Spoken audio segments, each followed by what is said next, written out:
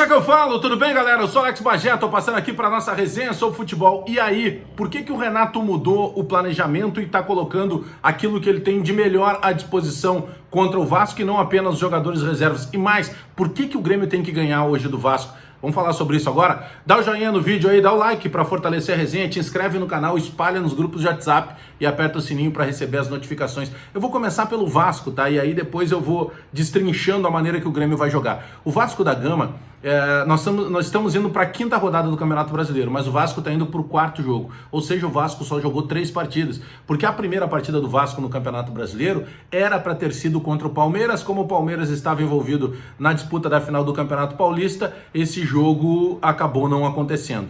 Por que eu estou começando por aí? Porque esse Vasco da Gama que tem 100%, que tem 9 pontos, que tem 3 vitórias, que tem o Germán fazendo muito gol e tem que ficar esperto nele, mas é um Vasco da Gama que jogou contra o Sport Recife, contra o São Paulo e a última partida fez 3-0 no Ceará.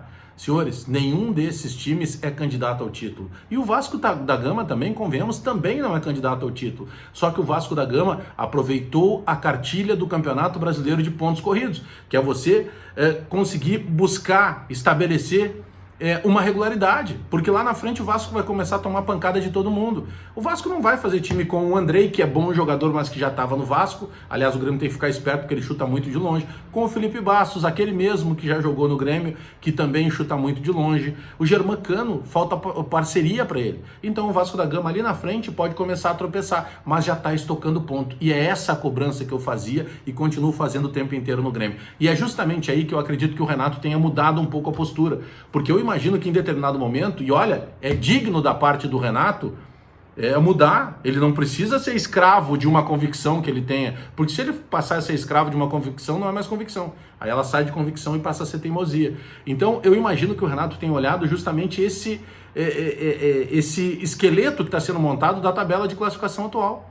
Poxa, peraí, eu preciso ir com tudo agora para poder fazer esses 3 pontos lá no Rio de Janeiro. Porque se você pensar, né? Poxa, se volta do Rio, 2 partidas disputando 6 pontos e conquistando 4 pontos, não é de todo ruim. Embora eu não engula ainda aquela partida que escapou contra o Flamengo. Nós estávamos vencendo contra o Flamengo, aquela vitória acabou escapando. Mas tudo bem, vai lá, ganha do Vasco, volta com 4 pontos. Para Campeonato Brasileiro tá tudo certo. Só que o Grêmio vai ter que focar dentro de campo. E eu imagino que passa por aí esta, entre aspas, mudança de planejamento do Renato.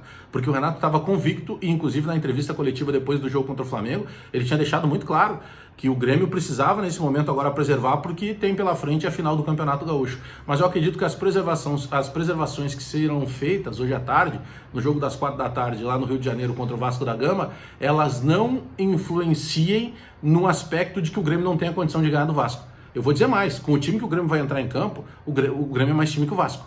É mais time que o Vasco. O Grêmio tem conjunto a mais que o Vasco, o Grêmio tem individualidades melhores que o Vasco. Agora, tem jogador aí que tem que dar uma sacudida. Vamos lá então.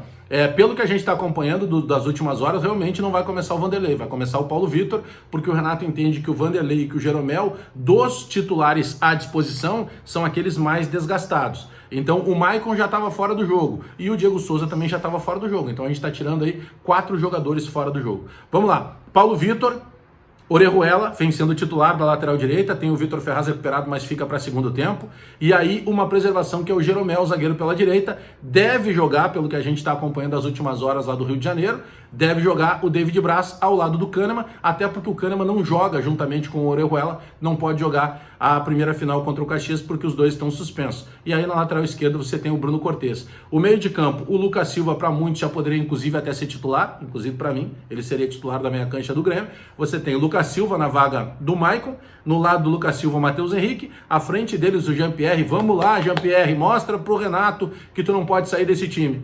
Aí você tem aberto pela direita o Alisson, aberto pela esquerda o PP e lá na frente o Isaac na vaga do Diego Souza. O PP, tudo que ele mais quer é jogar.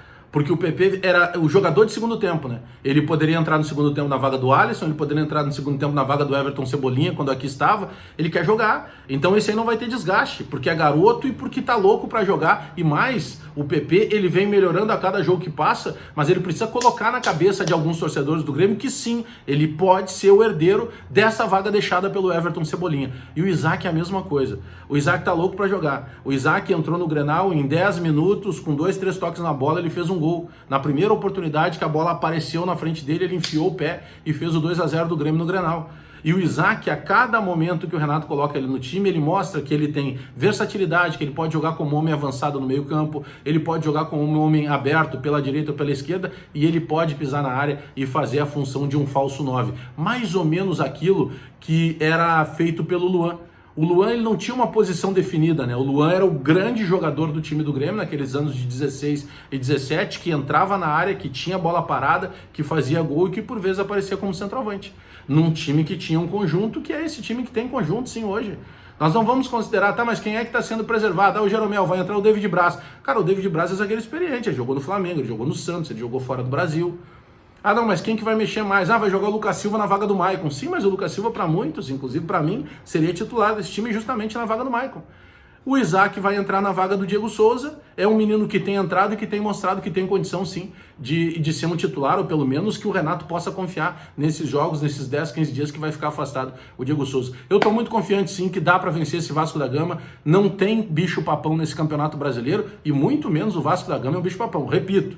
Eu fui olhar a tabela de classificação, mesmo com o Germán Cano fazendo gol, tudo certo, tem que cuidar ele, tem que ficar esperto, mas espera aí. O Vasco da Gama, que jogou 3 partidas e que, convenhamos, méritos, ganhou as 3, ele ganhou do São Paulo, do Sport e do Ceará. Nenhum desses 3 é candidato ao título. E o Vasco também não é candidato ao título. Eu sei que não tem jogo ganho antes de acontecer, mas eu gostei dessa mudança de pensamento, de postura do Renato. E, senhores, a partir de agora é possível sim, e eu espero que o Grêmio vença logo mais o Vasco da Gama às 4 da tarde lá no Rio de Janeiro. Tá bom? Dá o like no vídeo, dá o joinha aí para fortalecer a resenha, te inscreve no canal, espalha nos grupos de WhatsApp e aperta o sininho para receber as notificações. Gostei muito do Vasco, mas tem um detalhe. Os jogadores que eu citei do Vasco, o Germán Cano é o principal deles. Os outros 2, o Andrei e o Felipe Bastos, não dá para deixar chutar fora de área. Mas eu gostei mais ainda do Grêmio. E eu acredito que dá para ganhar do Vasco hoje. Tá bom, galera? Abraço a todo mundo aí. Até daqui a pouco.